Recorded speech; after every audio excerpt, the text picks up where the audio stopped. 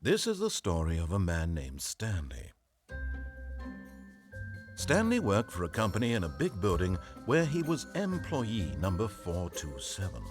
Employee number 427's job was simple.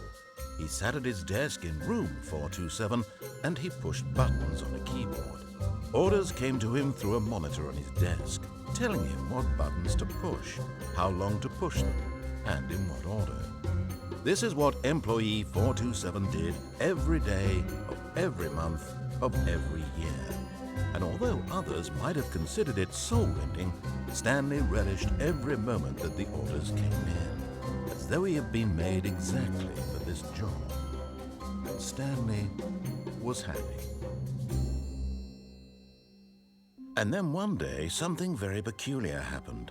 Something that would forever change Stanley. Something he would never quite forget.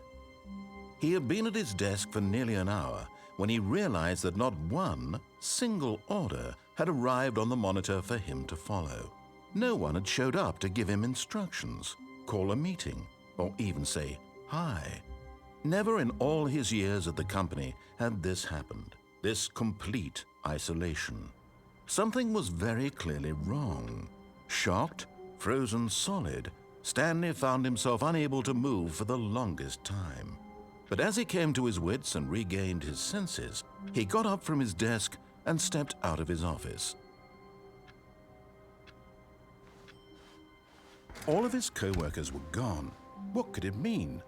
Stanley decided to go to the meeting room. Perhaps he had simply missed a memo.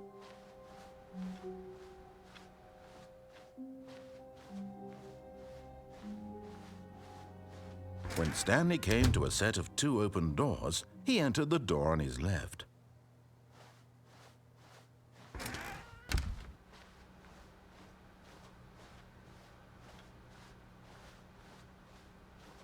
Yet there was not a single person here either.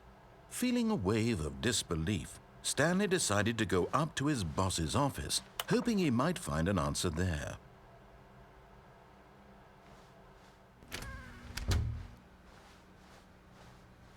Coming to a staircase, Stanley walked upstairs to his boss's office.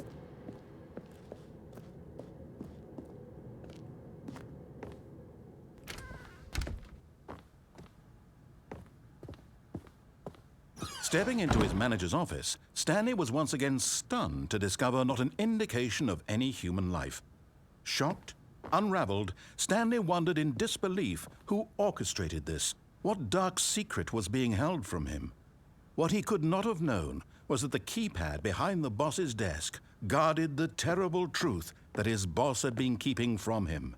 And so the boss had assigned it an extra secret PIN number, 2845.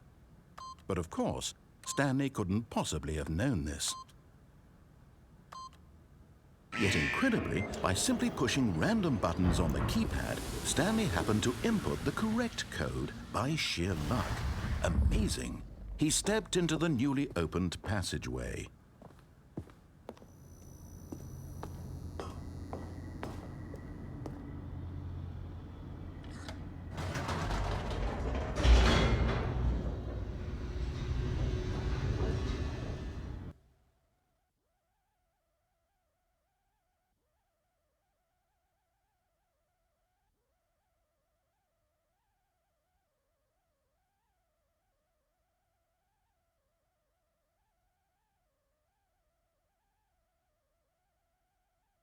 Descending deeper into the building, Stanley realized he felt a bit peculiar. It was a stirring of emotion in his chest, as though he felt more free to think for himself, to question the nature of his job. Why did he feel this now, when for years it had never occurred to him? This question would not go unanswered for long. Stanley walked straight ahead through the large door that read Mind Control Facility.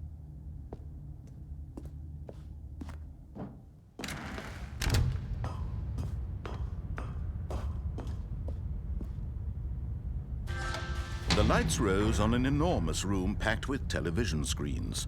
What horrible secret did this place hold? Stanley thought to himself. Did he have the strength to find out?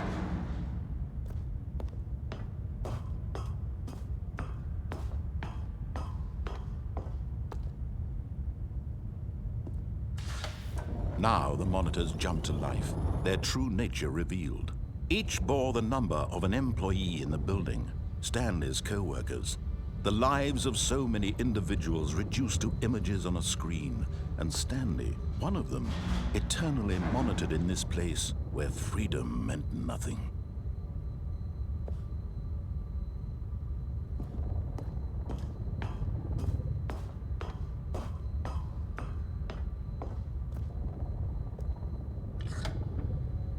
This mind control facility, it was too horrible to believe. It couldn't be true. Had Stanley really been under someone's control all this time? Was this the only reason he was happy with his boring job? That his emotions had been manipulated to accept it blindly? No, he refused to believe it. He couldn't accept it. His own life in someone else's control? Never! It was unthinkable, wasn't it? Was it even possible? Had he truly spent his entire life utterly blind to the world? But here was the proof, the heart of the operation. Controls labeled with emotions, happy or sad or content, walking, eating, working, all of it monitored and commanded from this very place. And as the cold reality of his past began to sink in, Stanley decided that this machinery would never again exert its terrible power over another human life. For he would dismantle the controls once and for all.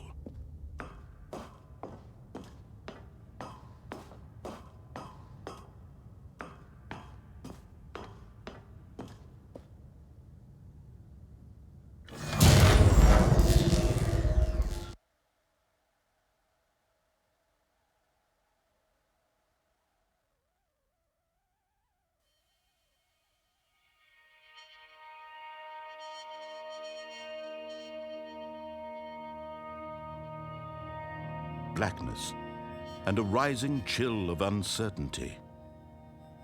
Was it over?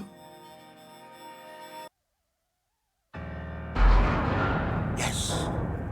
He had won! He had defeated the machine, unshackled himself from someone else's command. Freedom was mere moments away.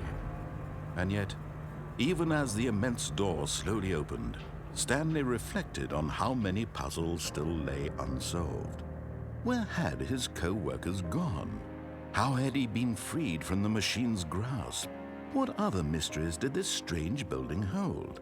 But as sunlight streamed into the chamber, he realized none of this mattered to him, for it was not knowledge or even power that he had been seeking, but happiness.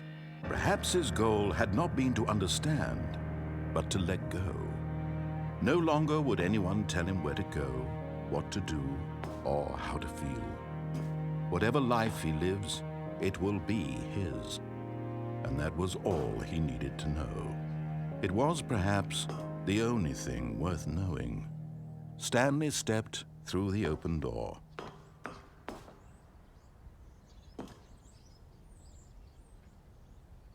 Stanley felt the cool breeze upon his skin, the feeling of liberation, the immense possibility of the new path before him. This was exactly the way, right now, that things were meant to happen. And Stanley was happy.